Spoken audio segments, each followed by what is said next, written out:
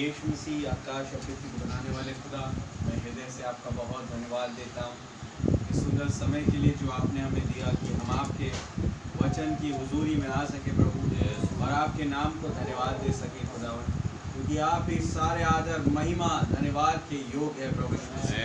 आप ही ने वध होके खुदावन हमें जाति व जाति से लोगों के बीच में से मोल लिया प्रभु, और इस मनसा से कि हम आपकी एक चुनी हुई प्रजा के तहत दिखाई दें। ओ पिता, जिसमें आपकी इच्छा पूरी होती है खुदावन, जिसमें आपकी योजना पूरी होती है प्रभु यीशु मसीह, वो छुटकारे की योजना के तहत आपने हमारे साथ व्यवहार किया। मैं आपका बहुत धन्यवाद देता हूँ प्रभु यीशु मसीह। वास्तव में अगर आपने ये सच्चा मैसेज हमारे पास नहीं भेजा होता, हम छुटकारे से रहित थे प्रभु, लेकिन आपका धन्यवाद हो कि आपने हमारे विषय में सोचा। आपकी बड़ी दया हम पर हुई लॉर्ड, आपकी उस बड़ी दया के लिए मैं आपका बहुत धन्यवाद देता हूँ जो आपने हमारे ऊपर दिखाई लॉर्ड। उस कुर्बानी के लिए लॉर्ड, जो आपने ठुकराया जाना खुदावन सहन किया ताकि हम बचाए जाए। ओ पिता, मैं धन्यवाद देता हूँ। आपने उस दिन कोड़े खाना जरूरी समझा ताकि आज के दिन मैं बीमार ना पड़ूं, मेरे लोग बीमार ना पड़े, वो हर एक बीमारी से चंगाई पाए, इसलिए उस दिन आपने कोड़े खाए प्रभु यीशु मसीह। मैं धन्यवाद देता हूँ, आपके कोड़े खाने के द्वारा हम चंगे होते हैं, आपके उस लहू बहाए जाने के द्वारा हम छुड़ाए जाते हैं प्रभु। हर एक हमारे गुनाह खुदावन उसमें मिट गए प्रभु जी, एक भूल जाने वाले सागर में आपने फेंक दिया प्रभु। मैं बहुत धन्यवाद देता हूँ। आपके नाम की जय स्तुति और तारीफ प्रशंसा बढ़ाई। रहम करें मेरे भाई बहनों पर, हर एक जो यहाँ मौजूद है प्रभु, सबके मनों को स्थिर करे और सबकी समझ को आप खोले प्रभु यीशु मसीह।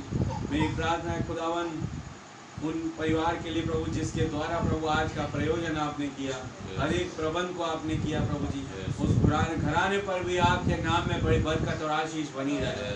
कोई भी खुदावन पवित्र आत्मा के बगैर ना हो लॉर्ड, यहाँ पाया हुआ हर एक जन आपकी पवित्र आत्मा में आगे बढ़ता चला जाए, उस महान विजय के तहत प्रभु यीशु मसीह जो संदेश के नीचे आती है प्रभु। मैं आपका धन्यवाद देता हूँ। आपके नाम की जय स्तुति तारीफ प्रशंसा बढ़ाई हो। सारी बातों में आदर और महिमा और धन्यवाद केवल आपको देते हुए दुआ हमारे उद्धारकर्ता जीवित खुदा प्रभु यीशु मसीह के नाम से मांगते हैं, आमीन। प्रभु का नाम बहुत मुबारक हो, उसके नाम की जय स्तुति तारीफ प्रशंसा। मेरे भाई मेरी बहन, मैं हमेशा से आपको एक चीज़ कहता हूँ कि जब हम यहाँ पर खुदा के भवन में हैं तो आप किसी मनुष्य की वर्शिप कर रहे नहीं आए, आप आए हैं परम प्रधान खुदा। तो मैं क्या गूंगे ना बन के बैठे रहे, मैंने वो कुछ गिने चुनों की आवाज़ आती, आमीन हालेलुया की या कुछ की, बाकी सारे चुप बैठ के। हाँ, ये कोई आपकी वर्शिप नहीं है, ये कोई आपका प्रार्थना में पार्टेक करनी होना है, समझ रहे हैं? जब एक भाई प्रार्थना कर रहा है, जब एक सॉन्ग लीडर आता है यहाँ प्रार्थना करता है, सारे चुप बैठेंगे, कोई एक जन बोलेगा तो हम उसके पीछे रिप्लाई देंगे। मतलब आपको कुछ नहीं समझ में आ रही प्रार्थना, या तो आप ज़्यादा कुछ होशियार हैं फिर, और यहाँ होशियारी चलेगी नहीं इनके सामने। इन्हें कहा मैं ज्ञानवानों के ज्ञान को नष्ट करूंगा, समझदारों की समझ को तुच्छ कर दूंगा। कहाँ रहा ज्ञानवान? एकदम भोले बन के बैठे, हम्बल बन के बैठे कि जब खुदा कुछ कह रहा है तो उसके साथ सहभागी हो हम। आप है वचन के साथ। ये गूंगापन आपको कहीं छोड़ जाएगा यहाँ पे, समझ रहे हो? क्योंकि जब बच्चा पैदा होता है तो अगर वो गूंगा है तो डॉक्टर को शंका हो जाती है कुछ ना कुछ तकलीफ है। एक बच्चे के जब ऐसे मारते हैं और जब वो रोने लगता है तब पता होगा बच्चा स्वस्थ है भाई। वो चिल्लाता है जब उसे मुंह से जब आवाज नहीं करती तब पता पड़ रहा है बच्चा स्वस्थ है। हालेलुया, आप स्वस्थ बच्चे बन के रहे, आमीन। आइए हम प्रभु की महिमा के लिए गीत गाएं।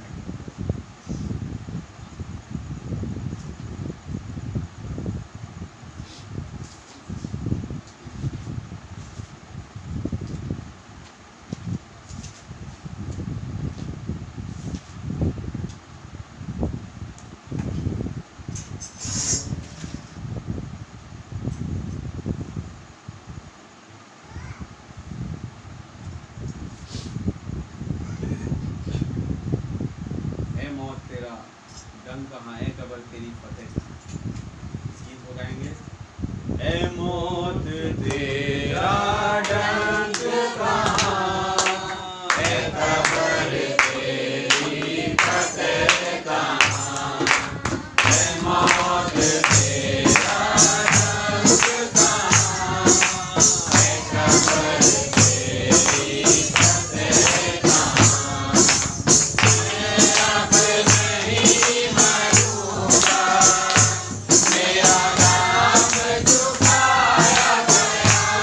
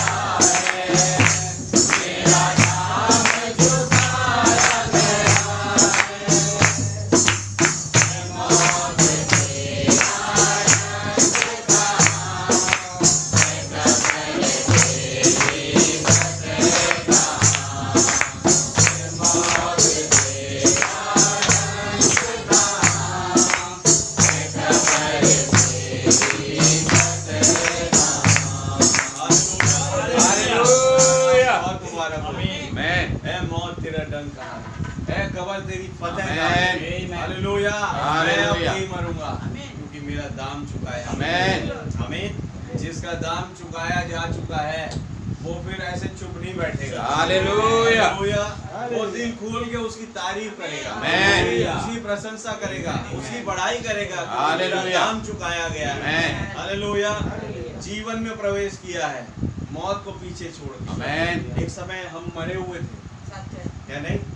बिल्कुल मरे हुए थे। संसार के जैसे जब चल रहे हैं हम मरे हुए हैं, लेकिन एक दिन किसी ने हमारे लिए दाम चुकाया। हालेलुया। और उस दाम चुकाए जाने के कारण हम जीवित हो गए। आमीन। एक पुनरुत्थानित वचन मुझसे और आपसे मुलाकात करने के लिए आया, आमीन। जिसने मुझे और आपको जीवन के रास्ते में हालेलुया। मौत से बाहर ले गया आमीन। और जीवन में प्रवेश करा दिया। आमीन।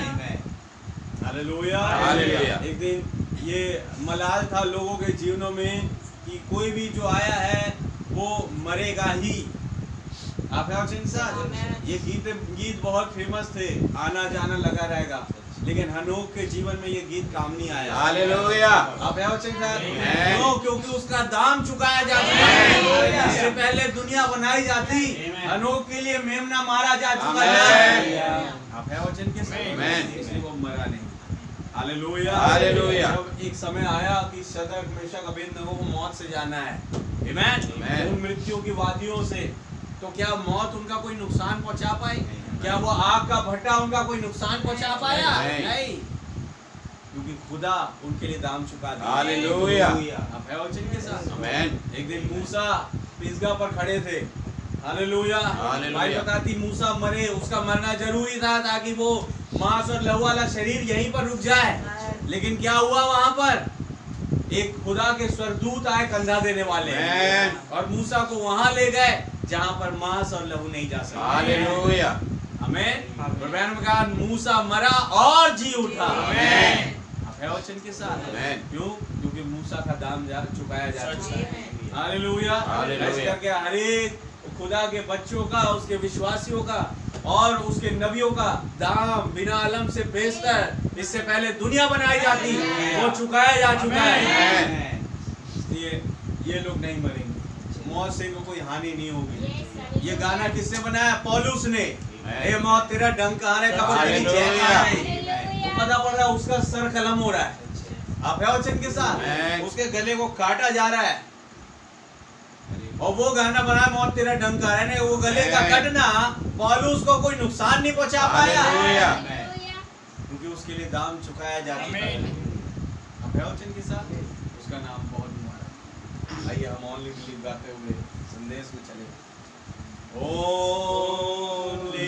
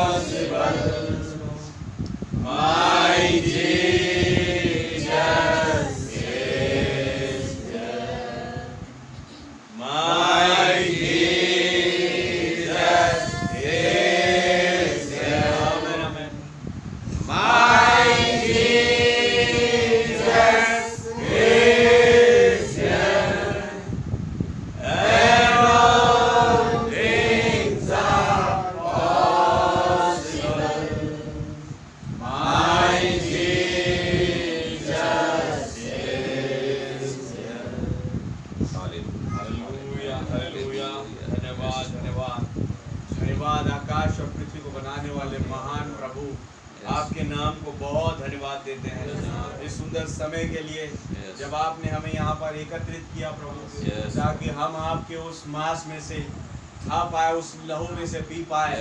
यह आपका पर्पस है कि आप अपने बच्चों पर अपने आप को जाहिर करें और अपने आप को खिलाए, अपने लहू को दे प्रभु यीशु। यह आपकी सिद्ध इच्छा है खुदावन, ताकि आप उस कलवरी के क्रूस को प्रभु यीशु मसीह, उसके नीचे जो भी आशीषें मसीह यीशु में आई वो अपने बच्चों को दे रहे हैं। मैं बहुत धन्यवाद देता हूँ, आपके नाम की जय स्तुति तारीफ प्रशंसा बढ़ाई हो।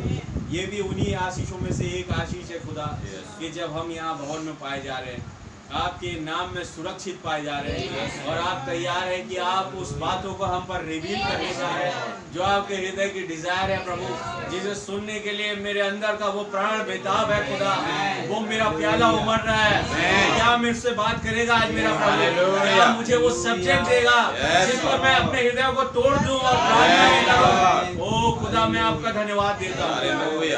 आपका नाम बहुत मुबारक हो। ओ प्रभु जी, एक एक्सपेक्टेशन के साथ खुदावन आपके बच्चे आए हैं प्रभु जी, उनके आने को आप प्रभु जी सफल करें। अपने वचन के द्वारा प्रभु जी बातें करें, कोई भी गड़बड़ी यहाँ ना पाई जाए। आपका अनुग्रह का आत्मा चारों तरफ प्रभु जी मंडराता है, वही सारी मीटिंग का कार्यभार अपने हाथों में प्रभु यीशु मसीह के नाम से आमीन। खड़े हैं, बाइबल निकालें, निर्गमन की किताब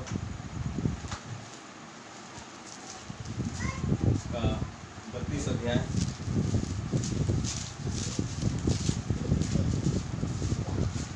वो टाइम है जब मूसा कुछ आज्ञा और व्यवस्था की कुछ बातें लेने के लिए सीधे पहाड़ पर चढ़ा हुआ था, और नीचे लोग एक मूर्ति बना के विचार कर रहे थे। आप वचन के साथ आमीन।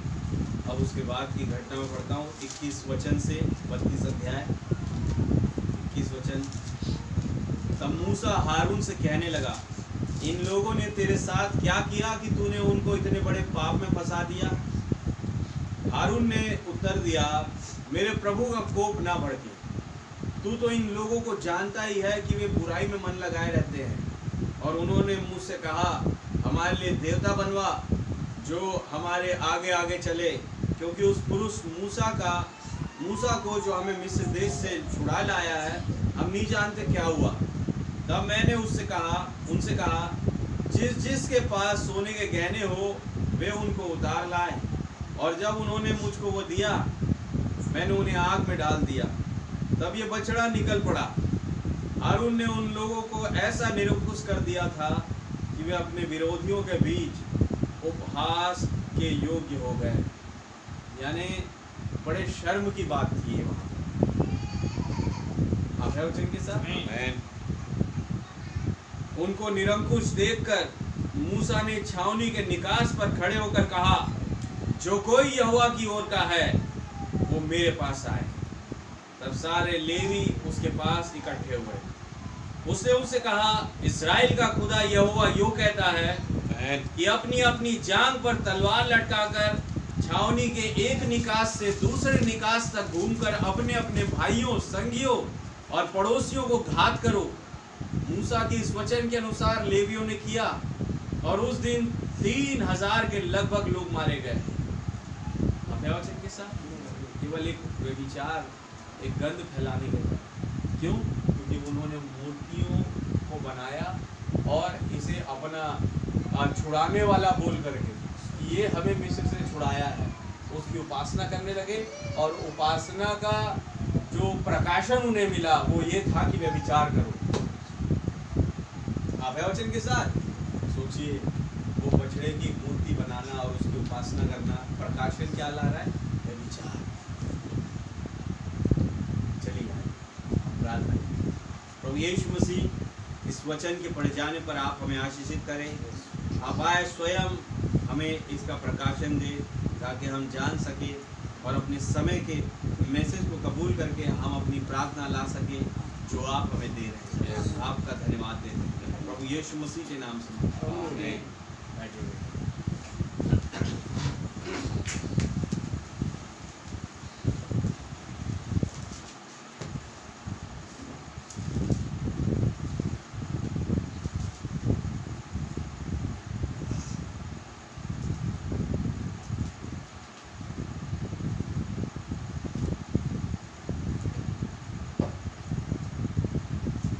मसीह की।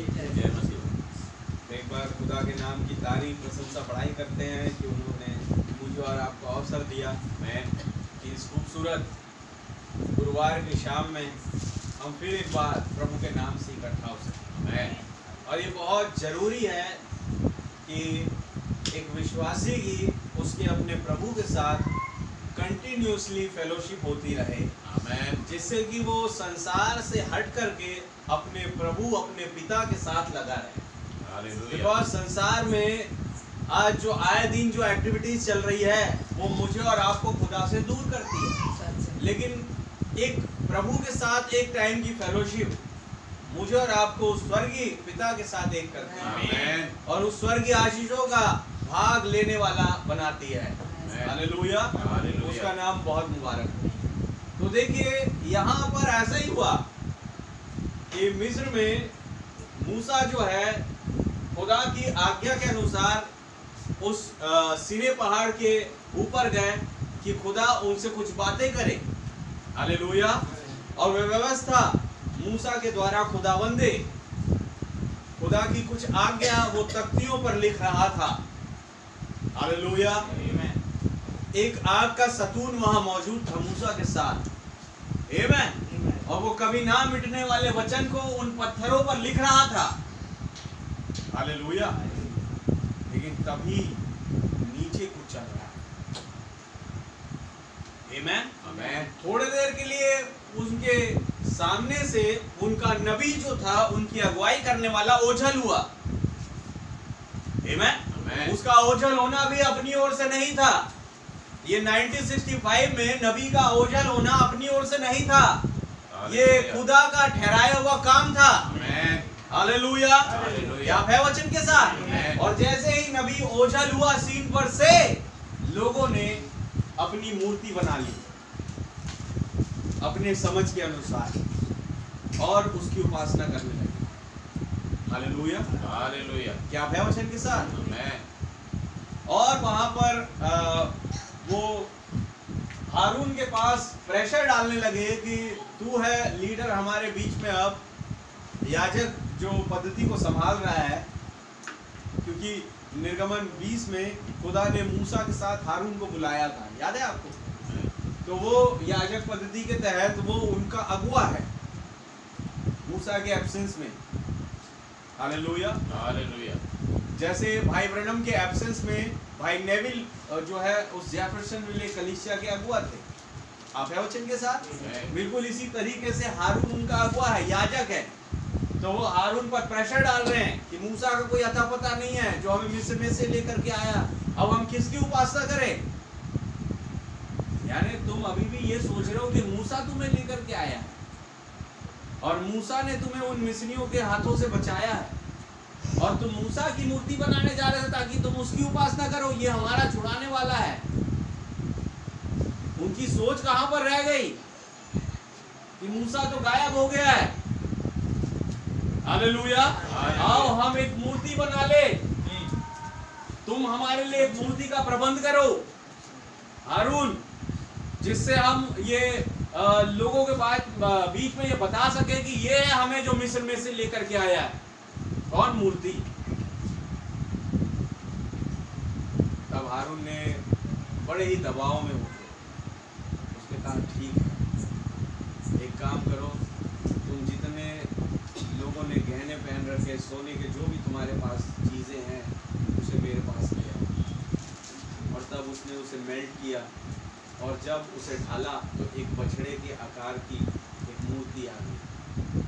लेकिन इंग्लिश में लिखा है गॉड्स, यानी बहु देवता वाला रेवलेशन वहाँ पर आ गया। एक खुदा से प्रकाशन बहु देवता वाले खुदाओं में बदल गया। क्या सच बात है। जैसे हम कलीसियाई कालों में पढ़ रहे थे,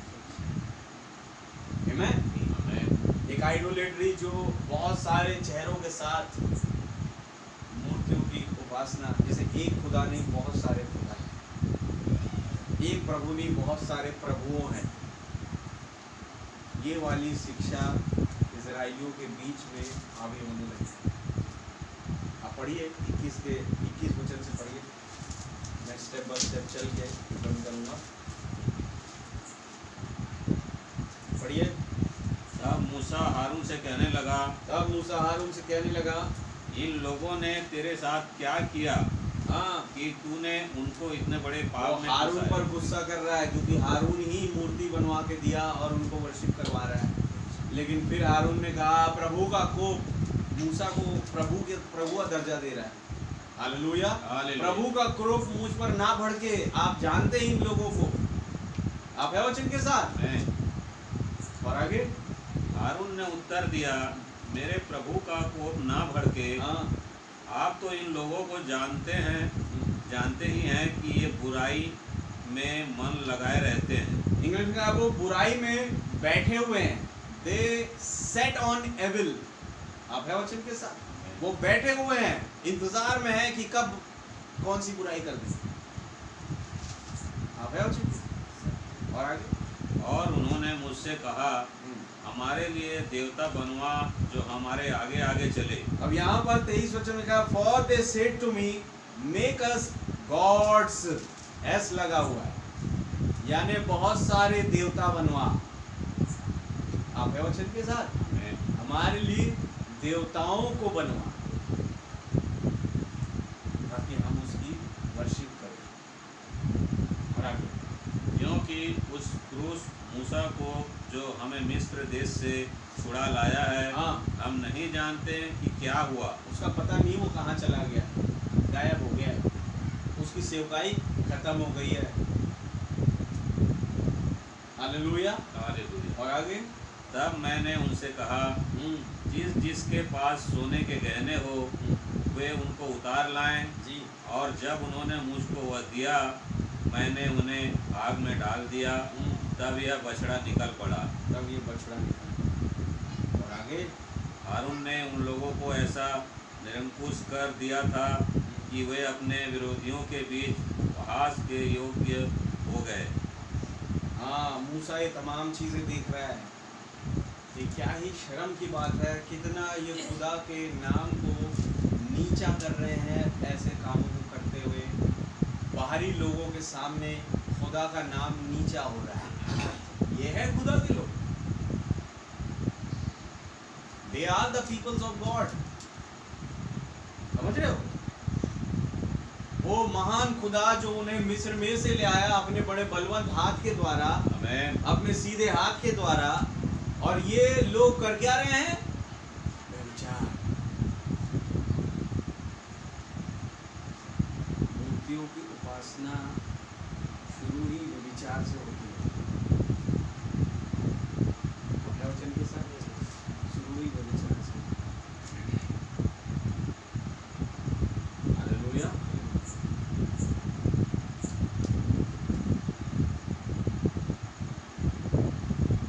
क्या कहें मेरे भाई लोग, लेकिन फिर भी लोग कर रहे हैं।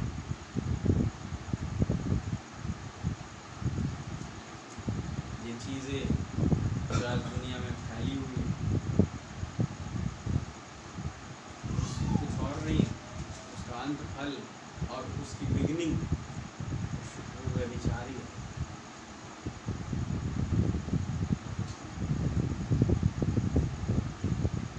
इवन आज यीशु मसीह की हम उपासना कर रहे हैं, कह रहे हैं, लेकिन वो किसकी कर रहे हैं?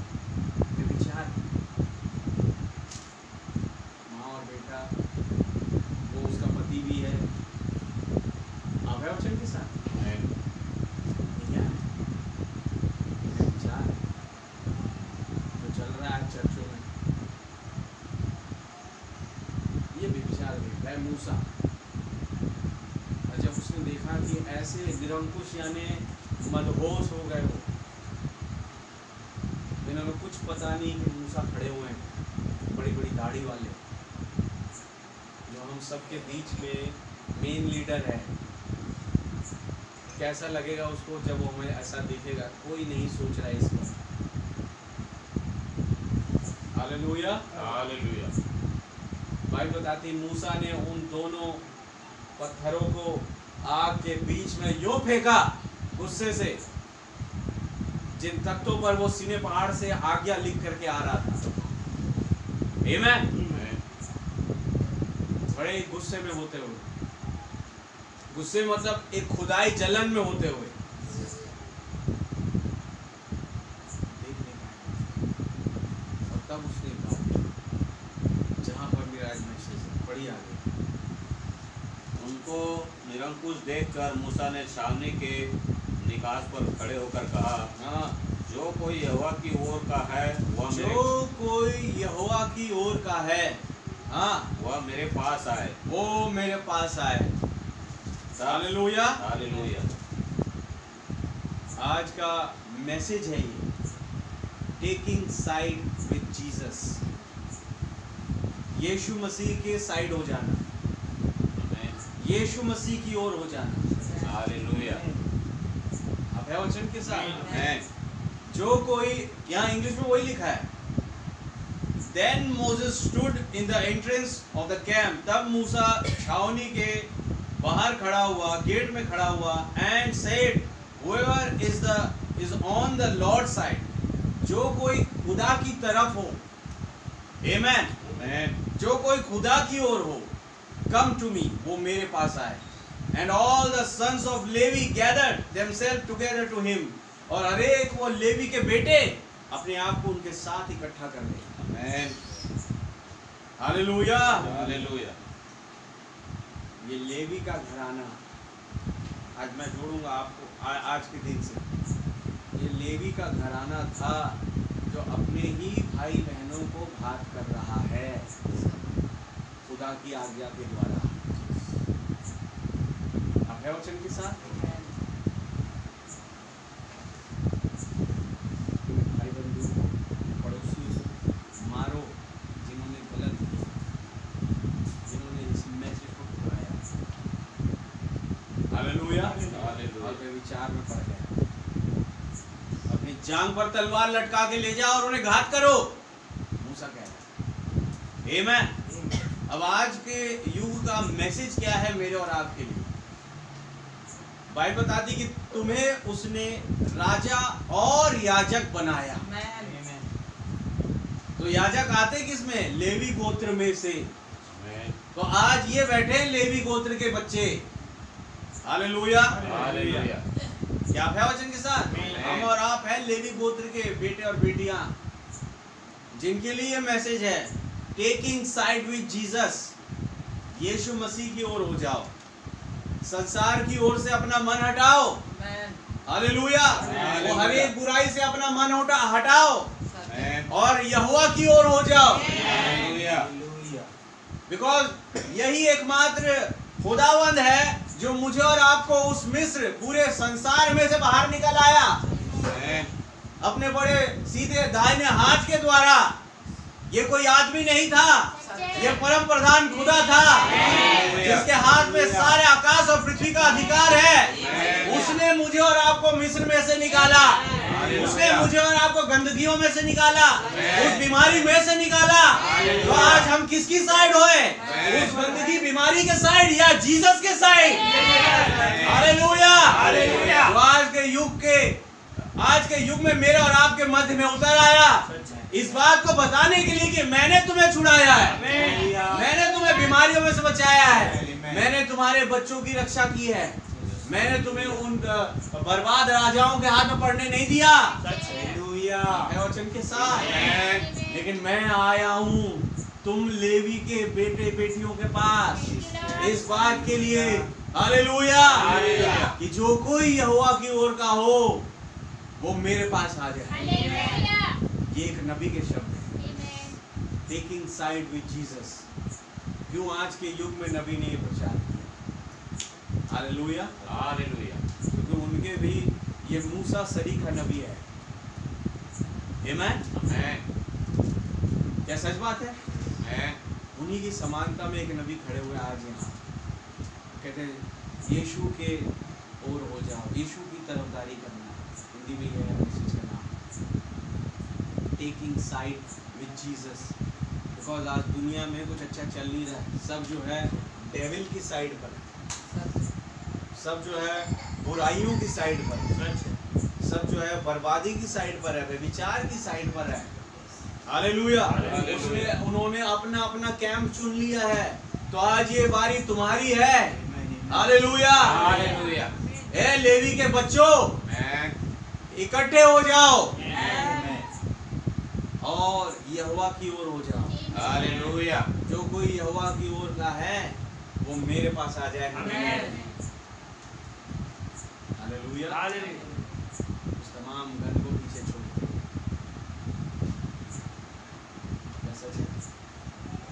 इसलिए आज ये प्रार्थना करें कि हम उस खुदा की ओर के हो, उसके सपोर्ट में खड़े हो, हम हमेशा उनकी साइड ले।